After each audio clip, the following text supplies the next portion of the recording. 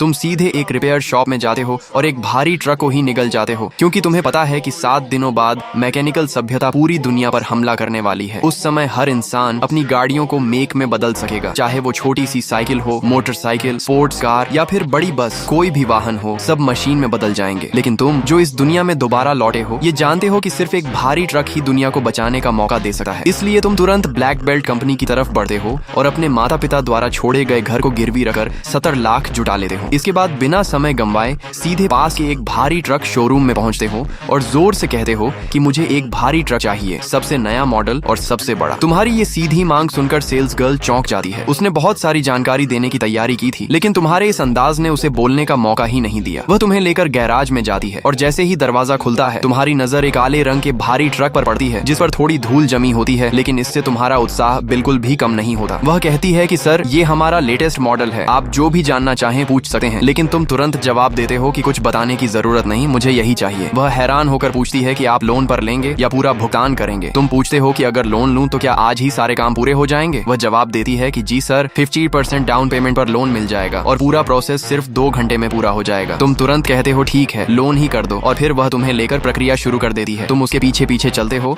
और जब प्रक्रिया शुरू होती है तो तुम्हारा दिल थोड़ा शांत होता है। 2 घंटे बाद सब कुछ पूरा हो जाता है और ट्रक तुम्हारे नाम हो जाता है। इसके बाद तुम सेल्स गर्ल से कहते हो कि इस गाड़ी को इस पते पर पहुंचा देना, कोई दिक्कत तो नहीं होगी। वह भरोसा दिलाते हुए कहती है कि बिल्कुल नहीं। हालांकि तुम्हें गाड़ी चलानी आती है, लेकिन इतना बड़ा ट्रक तुमने कभी नहीं चलाया। अगर अभी तुम इसे खुद लेकर निकलते तो शायद कोई बड़ा हादसा हो सकता था, और क्योंकि अभी दुनिया खत्म नहीं हुई है, अगर कुछ गलत हो जाता तो पुलिस तुम्हें पकड़ लेती। इसीलिए तुम शोरूम वालों से ही गाड़ी पहुंचाने को कहते हो और खास तौर पर यह भी बोलते हो कि चाबी गाड़ी में ही छोड़ दें। यह कहकर तुम वहां से निकल जाते हो। सेल्स गर्ल चाबी हाथ में लेकर हैरान रह जाती है और सोचती है कि ये आदमी इतना बेफिक्र कैसे हो सकता है, खुद देखने भी नहीं जा रहा। लेकिन तुम इतने निश्चिंत इसलिए हो क्योंकि तुम्हें पता है कि जब मैकेनिकल सभ्यता आएगी तब हर गाड़ी अपने मालिक के नाम से ही मेक में बदलेगी। कोई उसे चुरा भी ले तो भी उसका कोई फायदा नहीं होगा, और तुम्हारे पास इससे भी ज्यादा जरूरी काम है। इसलिए तुम इन छोटी छोटी बातों में समय बर्बाद नहीं करना चाहते।